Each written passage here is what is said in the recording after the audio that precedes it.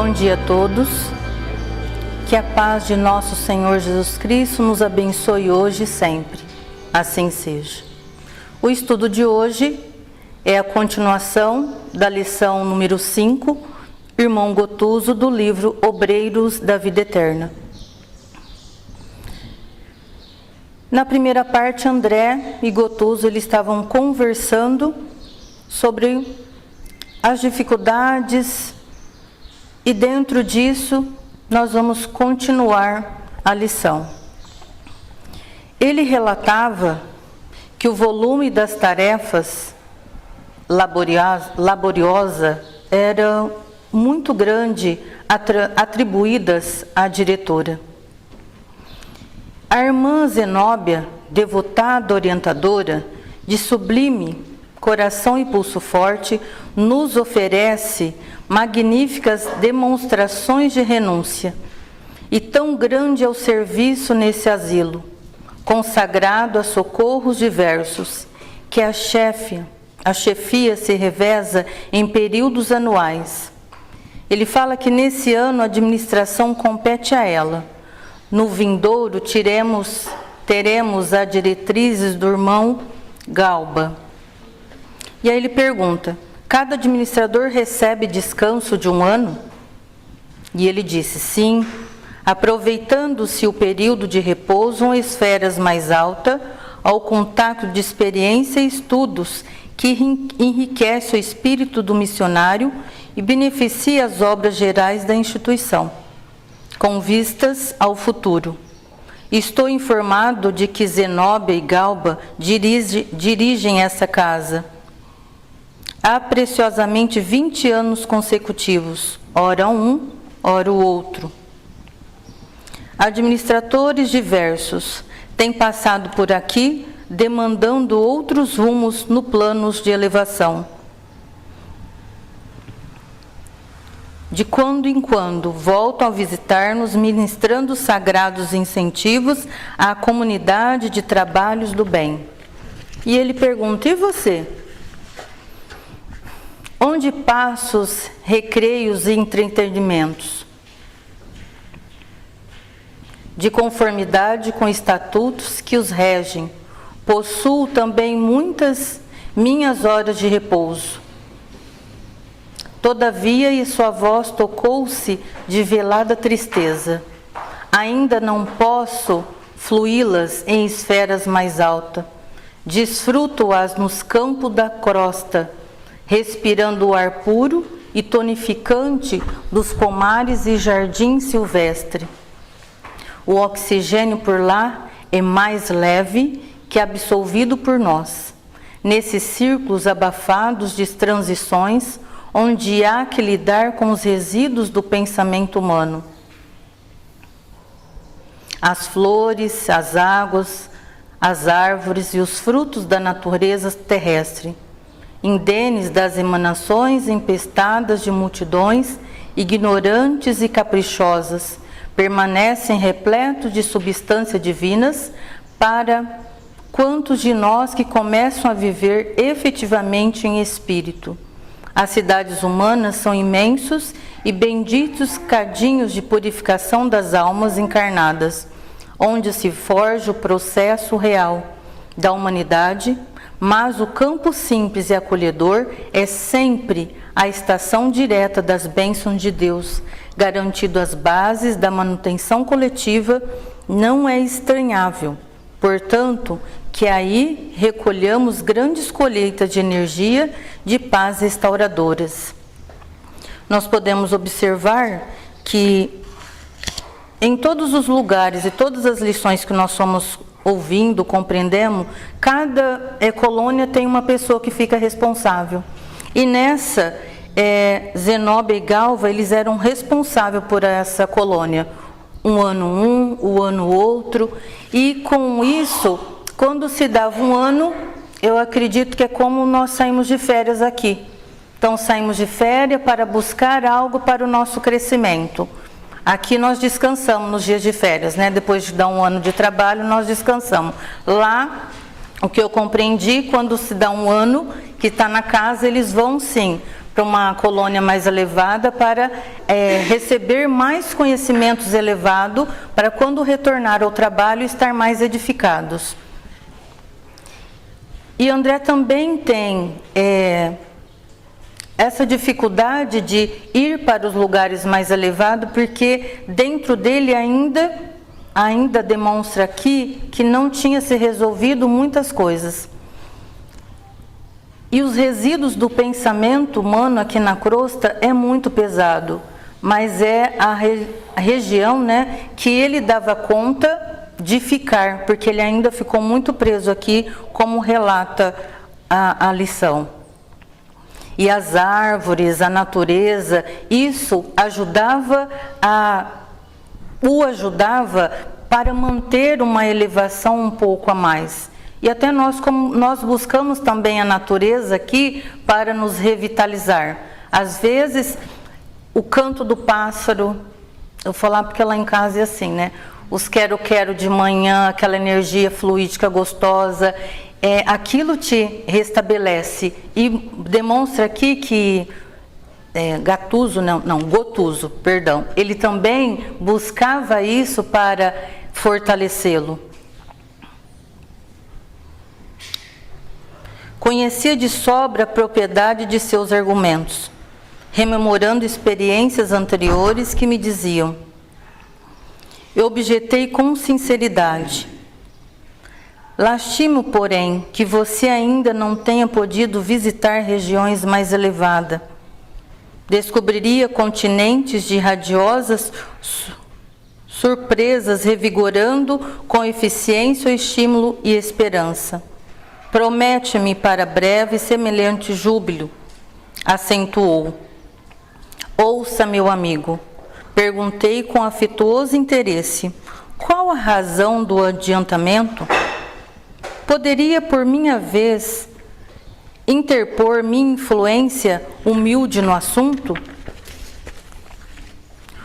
O companheiro que se caracteriza por sábio otimismo desde a primeira palavra deixou transparecer inquietante emoção. Fisionomia transtornada, seus olhos móveis e brilhantes nevoaram-se de pranto.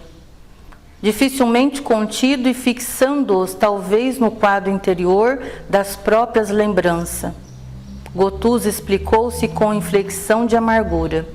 Aqui demonstra como que é difícil ainda ele está falando sobre esse assunto. E aí ele relata. Trago ainda a mente e o coração preso no ninho doméstico, que perdi com o corpo carnal. Readaptei-me ao trabalho e por isso venho sendo aproveitado, de algum modo, em atividades úteis. Entretanto, ainda não me habituei com a morte e sofro naturalmente os resultados dessa desarmonia. Encontro-me num curso adiantado de preparação interior, no qual progrido lentamente. O que podemos observar, que na primeira parte foi falado que como ele estava doente, e ele ia na igreja, tudo, e o padre sempre dava uma certeza, que quando ele passasse para o outro lado, que ele não sabia certo o que iria acontecer, mas ele dava uma certeza, vamos dizer assim, que lá ele ia ficar ao pé do Senhor Jesus, que lá ia ser tranquilo, ia ser um Adem. E ele chegou lá, a situação foi completamente diferente. E aí dá para perceber que ele ainda é um pouco revoltado com essa situação. E também que teve uma terceirização das coisas íntimas dele, porque nós sabemos que para onde eu vou vai depender daquilo que eu faço, tanto interno quanto externamente. E ele terceirizou no meu olhar, porque se ele ia lá, fazia a coleta, entregava a coleta, o dinheiro, e ele achava que aquilo já era o passaporte para um lugar melhor, então aí faltou um pouco dele. Deu a impressão que ele terceirizou a passagem dele para o outro plano. Esforçando-se por assumir diante de mim atitude tranquilizadora. Retomando a mim mesmo, após longos anos de semi-inconsciência, voltaram-me à reflexão, o juízo e o equilíbrio. Ó, meu amigo, que saudades torturantes de minha casa feliz. Marília e os 2 filhos estão rapazes de curso ginasial. Eram os únicos habitantes de meu pequeno paraíso doméstico. A medicina, exercida desde cedo entre clientela abastada, conferia-me extensos recursos financeiros. Vivíamos plenamente despreocupados entre as paredes acolhedoras e quentes de nosso ninho. Nenhum dissabor, nem a mais leve nuvem. Surgiu-nos a primeira dor, que é a positivação da pneumonia que me separou da esfera física. A primeira nota de sofrimento, mobilizamos o dinheiro e as relações afetivas inutilmente. Todas as circunstâncias favoráveis de ordem material quebraram-se, frágeis, perante a morte. Marília, portanto, prometeu-me felicidade, fidelidade constante até o fim, selando o juramento com amarguras e inesquecíveis lágrimas. Aproximava-me dos 50 anos, enquanto a querida esposa não ultrapassava os 36. Doía-me na alma deixá-la, quase só no mundo, sem o braço do companheiro. Todavia, confiando nas promessas religiosas, acreditei que pudesse velar por ela e pelos filhos na região celestial. A realidade foi muito diversa. E depois das lutas purgatoriais, voltando ansioso a casa, não encontrei rastro dos entes amados que aí deixara. Enquanto perseverava em doloroso sonambulismo, buscando socorro junto à religião, nunca pude voltar ao campo da família, porquanto, antes de Tentanês, fui arrebatado em violento e escuro redemoinho que me situou em terrível passagem de trevas e sofrimento. Nós podemos observar aqui que ele, relatando isso, o sentimento ainda era muito presente. E a necessidade que ele tinha de permanecer junto com a família dele e do jeito que ele deixou, por causa das promessas, eram muito forte, e ele tinha isso muito presente como sentimento interno. No primeiro instante de libertação, fui surdo de toda espécie de ponderação, rompi todos os obstáculos, zequioso de afeto, encontrei-os, enfim. A situação, no entanto, desconcertou-me. Primo Carlos, que sempre me invejara a abastança, insinuara-se em casa, a título de proteger-me os interesses, e despojou-me a companheira. Perturbou o futuro dos meus filhos e dissipou-me os bens, entregando-se em seguida a criminosas aventuras comerciais. Quase voltei ao primitivo estado de desequilíbrio mental, ajuizando os acontecimentos imprevistos.